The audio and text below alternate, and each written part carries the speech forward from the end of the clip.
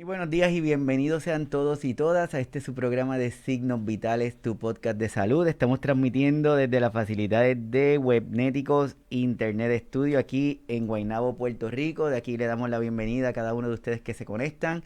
Y como decimos, gracias por conectarse con nosotros y desconectarse un ratito de lo que hacen cada día para compartir de temas, información que entendemos son importantes para cada uno de nosotros. Y hoy tenemos un tema que desde hace algún tiempo lo queríamos desarrollar y estamos buscando la forma de cómo hacerlo, porque sabemos que es un tema muy, pero muy, muy importante, pero a la misma vez es un tema dedicado, que gente está a favor, otra gente está en contra. Así que hoy vamos a hablar de este tema que entendemos que es súper, súper importante para cada uno de nosotros. Así que todos los que se conectan con nosotros por primera vez, le damos la más cordial bienvenida. Y comenzamos hablando un poquito de la pandemia. La pandemia del COVID-19 provocó un aumento de muertes a nivel del mundo.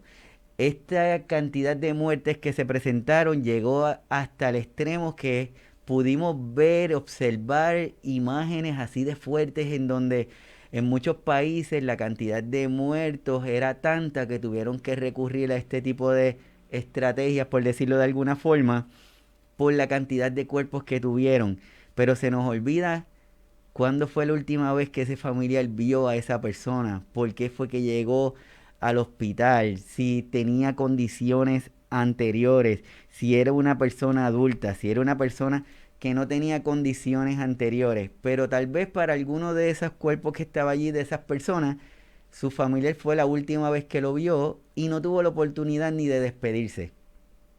Ese tipo de situación nos ha llevado a prepararnos o a cuestionarnos sobre qué yo hago hoy, cuán lejos estoy de la muerte, cómo yo quiero que sea mi muerte, ¿la pensamos o no pensamos en ella? O quizás pensamos que eso es cuestión de viejito, y como yo no soy viejito, todavía me falta en llegar a eso. Así que hoy vamos a estar hablando de un tema que yo espero que se sienten, que se pongan bien cómodos, porque vamos a estar hablando de eutanasia versus sedación paliativa, el dilema de la muerte digna. Así que no se vayan, que esto apenas comienza.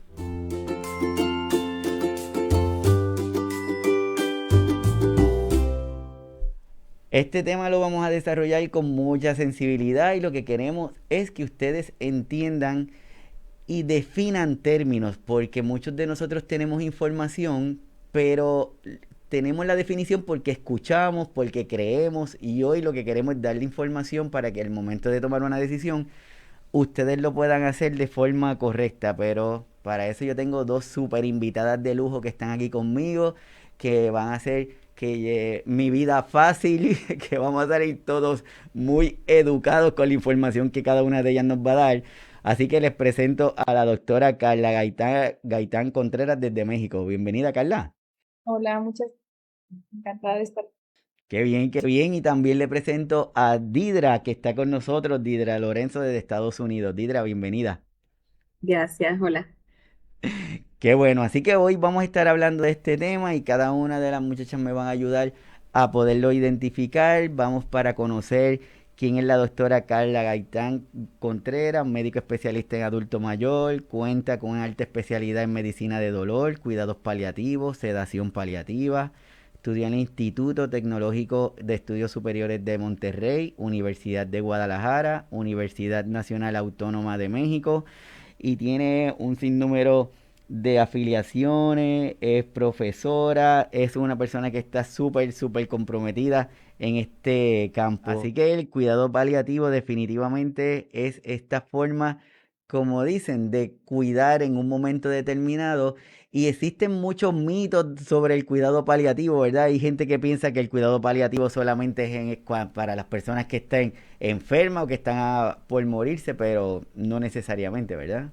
Para todos los que no conocen a Didra, le vamos a dejar alguna información. Didra Lorenzo Báez es tanatóloga, coach de vida emocional ontológica, coach de taping, que ahorita nos va a decir significa eso. Técnica de liberación emocional, también es diplomada en inteligencia emocional y resolución de conflictos. ¿Qué es un tanatólogo, Didra? Un tanatólogo es una persona que te acompaña, ¿no? En el proceso, no solamente, bueno, en el duelo y las pérdidas, no necesariamente cuando una persona está falleciendo, ¿verdad? Hay diferentes pérdidas y duelos. Y básicamente nosotros lo que hacemos es acompañar a esa persona, a ese doliente en su proceso. Es un coach tapping, se dice tapping, es una técnica que se utiliza para regular las emociones, para soltar las emociones, es lo que se le dice acupuntura con los dedos, donde uno va tocando ciertos meridianos y entonces repitiendo unas afirmaciones te ayuda a soltar emociones que tienes encerradas o creencias que tienes eh, sin ningún efecto secundario. Es una técnica de liberación emocional. Ok, esto es súper interesante eso, de verdad. Vamos a después tenerte para que nos hable de la técnica. Cuidados paliativos, algunos datos que tenemos es, su objetivo es aliviar el sufrimiento y ayudar a la persona a vivir con dignidad y plenitud hasta el final de sus días. Continuando con lo de los cuidados paliativos, tenemos que también abordar los problemas físicos, psicológicos, sociales y espirituales que pueden surgir a final de la vida. Significa que no solamente se limita a la parte física, es una mirada más holística, es una mirada más grande, como dicen por ahí.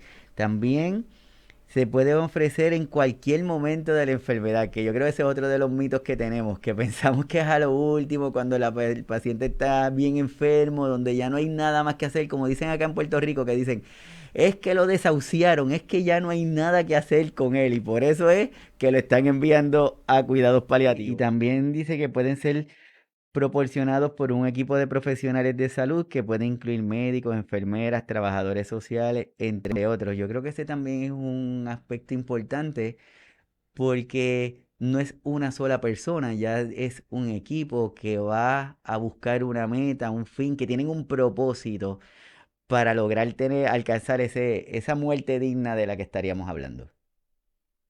Sí, es un equipo, le llamamos multidisciplinario, entonces no solo es el médico, de hecho el pilar bien importante es médico, enfermera, trabajo social, o sea, nos juntamos varios especialistas de la salud, tanatología, incluso súper importante, psicología, para dar el tratamiento es un tratamiento integral, porque la persona que está gravemente enferma, pues no es solamente el área física lo que le afecta, sino más bien el área psicológica, el área espiritual, y en eso la verdad es que el médico pues no tenemos la mejor formación, sobre todo en esa área, nos falta mucho, entonces nos apoyamos del resto del equipo.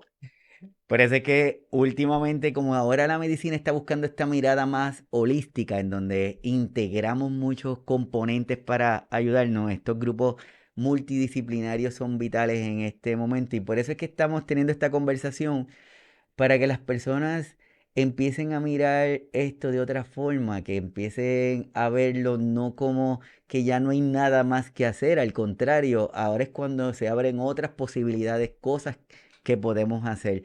Y dentro de ese proceso de cuidados paliativos, de esa búsqueda de la muerte digna, aparece una palabra que le escuchamos y le escuchamos muchas veces y ahí viene la famosa eutanasia, esa palabra que le hemos escuchado pero muchísimas veces. Didra, ¿qué significa eutanasia? ¿Cómo podemos relacionarnos con ella? Bueno, básicamente, como tú dices, voy a tratar de ser lo más con mucha pinza con este tema, ¿no? Porque básicamente la eutanasia es ese proceso donde se administra una sustancia letal, es una palabra fuerte, pero es una sustancia por un profesional de la salud, donde ayuda según la petición del cliente a finalizar la vida de la persona, ¿no? Por eso digo que hay que hablar de este tema con mucha pinza, porque no es un proceso aceptado por nuestra cultura, nuestra sociedad, mucho en diferentes países, ¿no? Donde es una ayuda voluntaria que se ofrece, claro, con el consentimiento del paciente, ¿no? Donde se le ayude en el proceso a morir. Y es algo que básicamente no se habla, pero hay muchos mitos en cuanto a esto, pero básicamente eso es lo que es la eutanasia.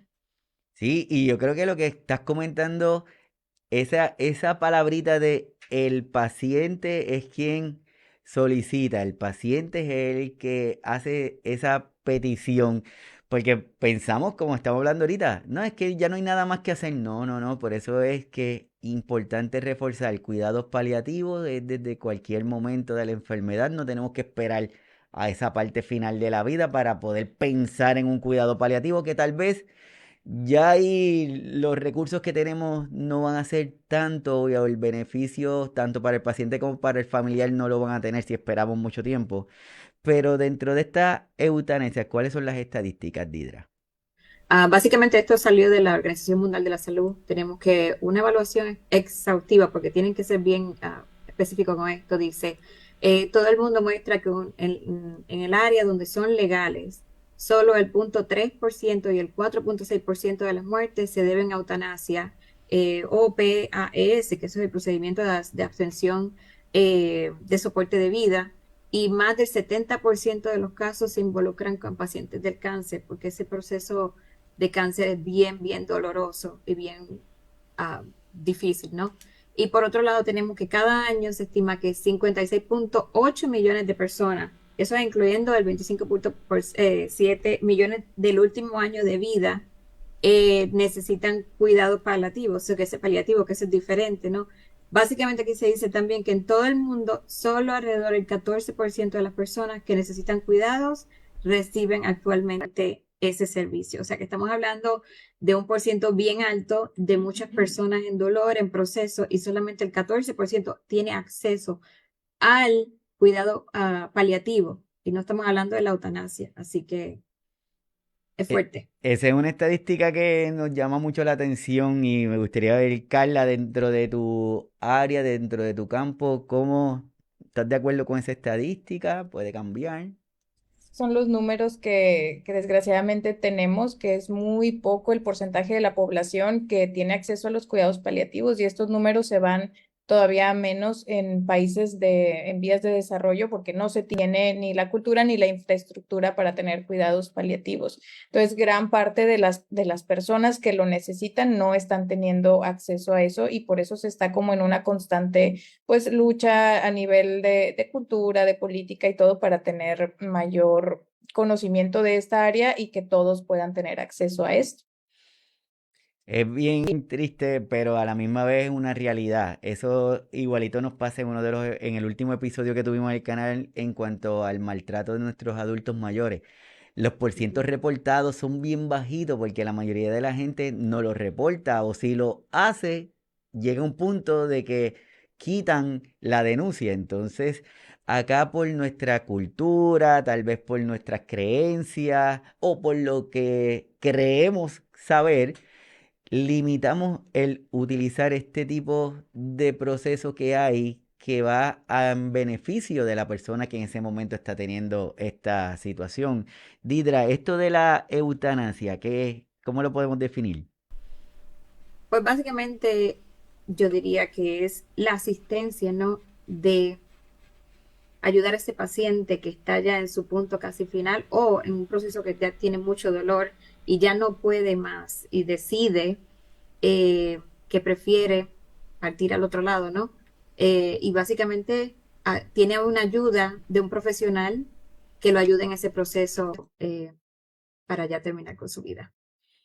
Sí, y vuelves a decir, es una forma de asistir, no es algo que se hace sin que la persona haya tomado su decisión, por eso es que se dice que es la intención deliberada para poner fin a la vida de un paciente que padece una enfermedad incurable o dolorosa a solicitud de la misma persona. Yo creo que esto es una de las creencias también que hay, que piensan que cualquier persona lo puede decir. No, no, la persona tiene que estar, hay unos procesos, tiene que estar alerta, consciente, tiene que saber lo que se está pidiendo y en base a esa solicitud, pues se hacen unos análisis y se determina si sí o si no.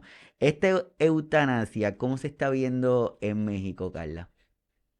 En México no es algo que aún sea legal.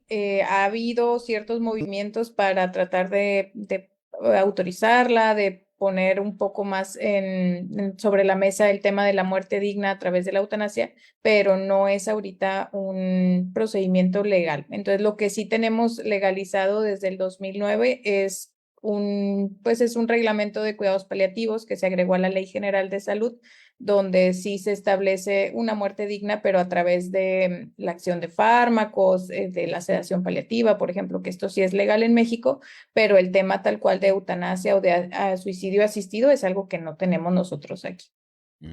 Así que es importante estos temas que estamos desarrollando para todos los que se conectan hoy al programa. Estamos hablando con la doctora Carla Gaitán y con Didra Lorenzo sobre el tema de eutanasia versus sedación paliativa, dilema de la muerte digna, porque entendemos que es importante hablar, que lo conozcamos.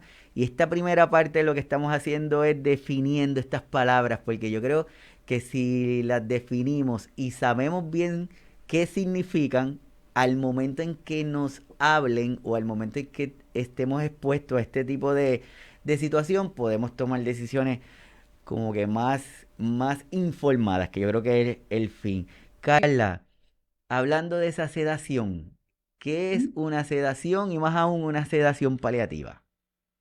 Sí, mira, la diferencia entre eutanasia, como ya bien lo explicó Didra, es la acción deliberada de terminar la vida. O sea, en realidad mi objetivo como médico es que o sea, que termine tu vida y eso yo lo administro a través de fármacos. Entonces, esa es la eutanasia y la sedación paliativa es, no, yo administro fármacos también que están controlados, pero con la intención solamente de disminuir la conciencia. O sea, mi intención o mi objetivo principal no es acabar con tu vida en ese momento. Entonces, las medicinas no van a ser como el fin principal, sino más bien el fin principal es que bajamos la conciencia, estás en un estado de disminución o de inconsciencia total, pero porque ya no hay otra manera de aliviar tus síntomas.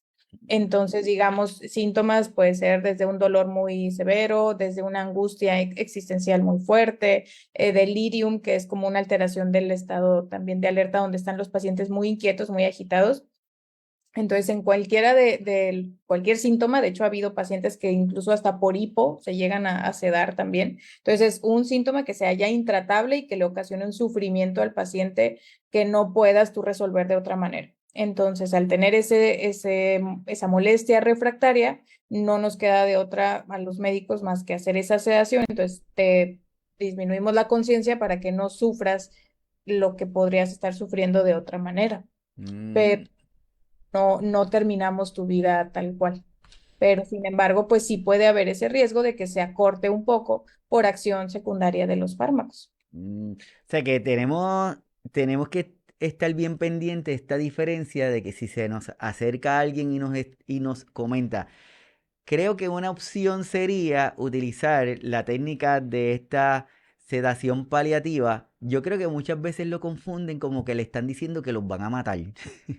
Sí, sobre todo porque a veces como médicos tratamos de explicarlo como que vas a dormir al paciente. Entonces tú le dices, va a estar dormido y entonces el paciente a veces entiende que dormirlo es como una eutanasia. No sé si les Sí. ha pasado también. Ujú. Sí, yo entiendo que sí. Para todos los que van a estar escuchando el podcast, una definición de sedación paliativa es la administración deliberada de fármacos para reducir el nivel de conciencia de una persona con enfermedad avanzada o terminal, con el objetivo de aliviar uno o más síntomas refractarios que no han podido controlarse de ninguna otra forma. Y ahorita Carla nos estaba diciendo que esta administración deliberada no necesariamente se da en el caso de un paciente terminal, porque puede ser que haya alguna otra situación que requiera utilizar esta técnica como manejo de dolor que por otra forma no se haya logrado controlar. Pero sí o sea, sí sería en enfermedad terminal Ok. porque si iniciamos una sedación paliativa ante un contexto de una persona que no está cercana a la muerte, eso sí no sería ya tal cual una sedación paliativa. Entonces sí tiene que estar la persona, no hay un tiempo determinado, pero por lo menos que se acerque tal vez 1 o 2 semanas al final de la vida o a su muerte para nosotros poderla administrar. Perfecto, quiere decir que es importante que tengamos siempre, estemos siempre alerta de la importancia de estar pendiente de la progresión de la condición de la enfermedad que está teniendo la persona que nosotros estamos a cargo, estamos pendientes o estamos cuidando. Didra, sedación paliativa. Pues básicamente, como decía la doctora, ¿no? Es ese proceso donde se le da ese cuidado, ya sea con fármacos, a la persona, porque esa persona hay que entender que es mucho el dolor que están sufriendo en ese momento. Y hay que ser dignos con su dolor, dignos con su proceso. Y este proceso de sedación los ayuda en su proceso ya ellos saben que están a punto de irse, ¿no? Y más encima de eso, el dolor que el cuerpo, la mente, o sea, todo, ver a todo el mundo alrededor que está en el proceso. O sea, es un proceso muy, muy fuerte para ellos y es una manera, yo diría, digna de ayudarles con su dolor para que no, ya que están en ese proceso, no, ¿cómo te puedo decir? El objetivo como tal es evitar ese sufrimiento del paciente. Ujú. Me parece que eso debe ser un objetivo principal de cada uno de nosotros, pero como estábamos hablando ahorita, ahí vienen nuestras ideas, la cultura. Nosotros los latinoamericanos tenemos esta sensación de apego con nuestro familiar y y aunque sepamos que ya están en las últimas, como decimos aquí en Puerto Rico, si queremos que coma, porque si no come es malo y queremos que le hagan un poquito más. Y nosotros acá en Puerto Rico utilizamos mucho el ay bendito y le decimos, doctora Carla, ay bendito, póngale aunque sea un suerito, aunque sea un suerito. Entonces, es importante esta conversación que estamos teniendo para que, uno, conozcamos el proceso de muerte, dos, que conozcamos la definición de estos términos, lo que es una eutanasia, lo que es una sedación paliativa. Pero dentro de todos ellos hay unos mitos que también imposibilitan a que muchas personas que se pudieran beneficiar de este proceso lo tengan, como algunos de los que estamos compartiendo ahí, Didra. Sí, es como venimos hablando todo este tiempo. Uno de ellos, la eutanasia, es lo mismo que el suicidio asistido. Por Mm. eso es bien importante que dimos la definición, ¿no? Porque la gente rápido piensa que ya estamos asistiendo a la persona a que muera. Ese es uno de ellos. El segundo es la eutanasia siempre implica la falta de consentimiento del paciente, que no es así. Aquí yo diría que también hay un punto bien importante. Hay personas que tienen un poder médico. Mm. No se habla tampoco de eso, no lo puse en la presentación, pero la persona tiene que estar consciente si va a, primero que nada, estar en un lugar donde sea legal, porque no son todos los países que aceptan la eutanasia, son muy pocos, pero también el consentimiento del paciente. Y si hay una persona que tiene, no solamente su persona que tiene que tomar la decisión, también tenemos estas personas que tienen estos poderes médicos, que ya es un tema, o sea, es otro tema, pero tiene que tener ese consentimiento. Y número tres, diría yo, que solo las personas mayores o terminales son las que van en ese proceso de eutanasia, no necesariamente, porque tenemos lamentablemente niños que tienen enfermedades terminales, jóvenes, todas las edades. Así que no solamente podemos decir que la eutanasia es para personas mayores o terminales. Sí, Carla, ¿alguna experiencia que hayas tenido que ese familiar se enfrente a esta situación? En eutanasia. Sí. No, como aquí no es algo legal, la verdad es que yo no tengo experiencia con ese tema, pero sí en cuanto a que llegan los familiares a solicitarla, o sea, creo que dentro de su como desesperación de ver a su familiar sufrir y que, por ejemplo, toda la atención paliativa aquí en realidad es privada, pues sí ahí llega a haber pacientes y familiares que tal vez no la puedan costear. Mm. Y sí se llega a solicitar, pero no es algo que aquí en México sea legal. ¿Y la sedación paliativa? En cuanto a sedación paliativa, sí, como dices, dentro de la legalidad, la sedación paliativa se puede hacer en algún hospital, se puede hacer en la casa de los pacientes o incluso en sus residencias de adultos mayores también. Y con esa herramienta, la verdad es que sí, procuramos que el paciente no sufra y tenga una muerte natural y una muerte digna al quitarle como todos esos malestares que llegan a tener al final de la vida. Yo creo que es importante y a todas las personas que están conectadas, que están viendo y que van a ver después el episodio o lo van a escuchar, que entendamos que estos temas son temas que son necesarios que los discutamos antes que ocurra algún evento, como estaba diciendo Didra, hoy día existen lo de las directrices anticipadas, los Good Will Living, en donde usted puede establecer, o usted escribe qué cosas quieres que hagan o qué cosas quiere que no hagan. Y eso ayuda muchísimo. Por ejemplo, una persona que llega a este momento, está en el hospital, pasa alguna situación y van donde sus familiares a preguntarle, ¿qué ahora qué hago? ¿Lo entubamos o no lo entubamos? Entonces estamos en la crisis del momento y ahora yo tengo que empezar a analizar primero qué me está diciendo el doctor, segundo si lo entiendo y lo tercero es que y si pasa algo y se muere, ¿qué me va a decir la familia? Entonces, yo creo que son situaciones que desde ya las debemos conversar. ¿Qué opinan? Yo diría que en este caso, primero que nada, quita mucha responsabilidad del familiar, porque no se queda con esa carga o no se toma una decisión que no es la que quiere el paciente, porque también tenemos eso, hay personas que se van inconscientes en su dolor, en su proceso y no pueden hablar, Ujú. no hay nada por escrito, entonces el familiar tiene que tomar la decisión y luego entonces tiene una parte que dice que o lo conecten o no lo conecten o lo resuciten o no, y tienes otra parte que no quiero, entonces empieza esa guerra familiar durante el proceso donde la persona necesita, ¿verdad?, asistencia. Mm. Es un proceso bien tedioso, bien difícil, pero aunque las personas no lo quieren hablar y no lo quieren ni escribir, ayuda mucho en el proceso, porque también otra cosa que pasa, si la persona no desea ser entubado, no desea, pero no lo dejó por escrito y el familiar lo quiere hacer, ya ahí entonces, ¿verdad? Depende de lo que se decida cuando la persona no está consciente. ¿Carla?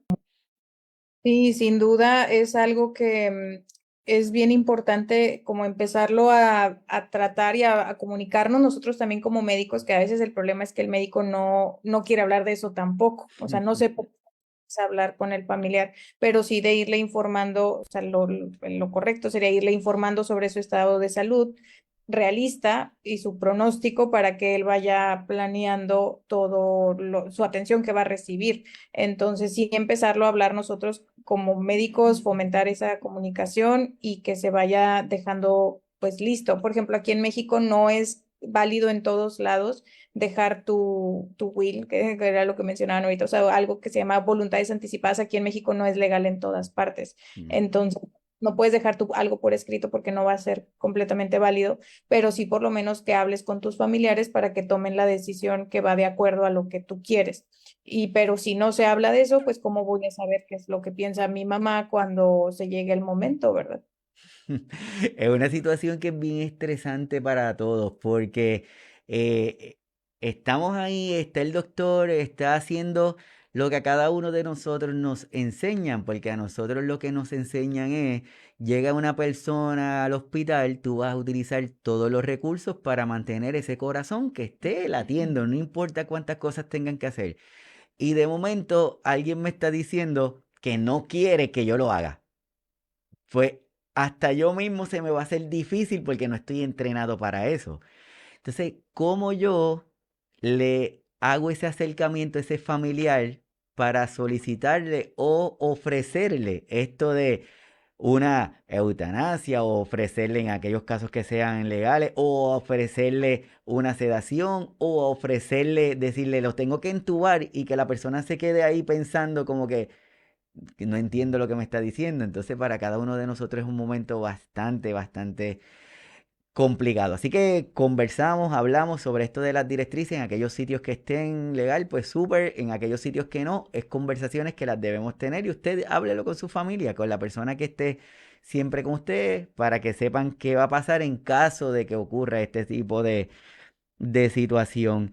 Tenemos sedación paliativa, tenemos eutanasia, hay muchos otros términos, son cada uno de ellos un programa solito en donde lo podemos desarrollar. Y aquí lo que queremos, lo que quisimos hacer con ustedes es presentarles este tipo de lenguaje, estas palabras, que no le tengamos miedo, que las entendamos. Yo creo que es lo más importante para cada uno de nosotros. Didra, en forma de como que un resumen, algo que le podamos dejar a las personas que están escuchando y las que van a estar escuchando el episodio por las diferentes plataformas sobre este tipo de temas, ¿qué le podríamos decir? Bueno, básicamente yo diría que si vemos la eutanasia, es un enfoque de buscar ese alivio de esa persona que ya está en un proceso ya terminal con mucho dolor y ya no la aguanta y desea terminar, ¿verdad?, su vida versus la sedación paliativa que no extiende la vida, pero por lo menos se le da con ese enfoque de considerar ese cuidado compasivo de esa persona que está enfrentando esa enfermedad grave, avanzada o terminal. Perfecto. Y Didra, las personas que están interesadas en estar en contacto contigo, ¿cómo lo pueden hacer? Bueno, estoy en las redes sociales, tengo un grupo de apoyo para las personas que están en duelo. Está con mi nombre, Didra Lorenzo, me puedes conseguir en Instagram, TikTok o Facebook también. Perfecto. Y sé que tienes por ahí un taller. Sí, ya que se acercan las Navidades, ¿verdad? Hay mucha gente que está en duelo y se le hace difícil por los aniversarios, por las festividades. Y me tomé la tarea de el mes que viene hacer un taller en noviembre 19, es 1 hora y media vía Zoom, para darle herramientas, ¿no? Y hablar un poquito en cuanto a cómo lidiar con el duelo y las pérdidas durante las festividades. Perfecto. Así que todos están invitados a compartir con Didra el 19, seguirla en las redes, que se mantiene bien, pero que bien activa. Ahí le comparto lo de las redes de Didra para que nos unamos, nos unamos.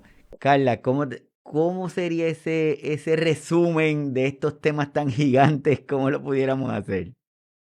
Sí, mira, yo creo que nos quedaríamos pues con el hecho de que eutanasia y sedación paliativa son dos cosas completamente diferentes, que sabemos que la sedación va encaminada a evitar sufrimiento y ese es todo el marco conceptual de los cuidados paliativos, evitar sufrimiento y que entre más acceso tengamos a esta información, también tomamos mejores decisiones, porque si no sabemos que esto existe, pues nunca lo vamos a incluso considerar. Entonces, entre más difusión se le dé y que pues te felicito por profundizar en este tema porque es para que más gente lo conozca.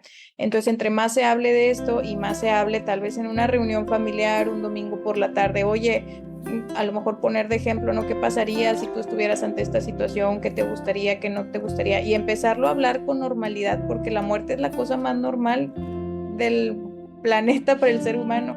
Empezarlo a hablar como algo normal y quitarnos ese tabú para que tomemos mejores decisiones para el final de nuestra vida que eventualmente va a llegar, por más que nos estamos esforzando para no llegar y no envejecer, pues eventualmente llegaremos a ese punto, ¿no?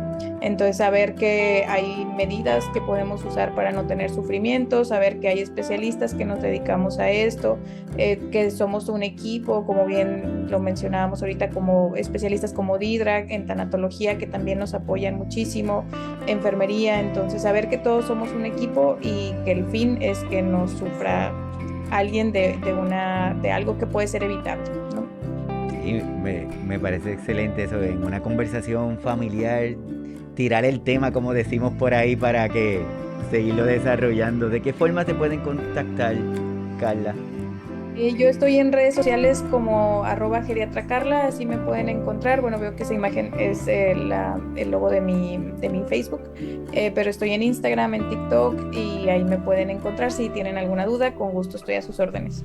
Súper perfecto, así que a todos los que están conectados en el día de hoy, muchísimas gracias porque esa es la intención de crear esta inquietud de que busquen información, pero que vamos a buscar información de fuentes confiables, de fuentes que sean reales, no de cualquier sitio, porque en lugar de informarnos podemos desinformarnos y eso es lo que no queremos.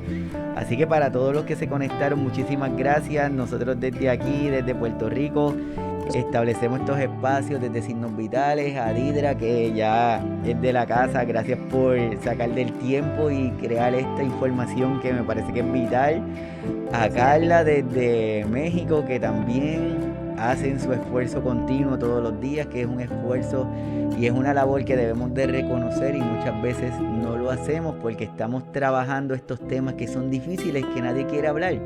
Todo el mundo puede hablar de un buen doctor, pero ninguno habla, como que dicen por ahí, no, yo no hablo de mis condiciones mentales, porque ya son tabú. Pues entonces aquí es igual, no hablamos de la muerte, es difícil. Entonces, agradecido por las acciones que ustedes dos hacen. A todos los que se conectaron, muchas gracias. Nos estamos viendo el próximo sábado desde aquí, desde Signos Vitales. con otro episodio más. Así que hasta el sábado, cuídense mucho. Bye.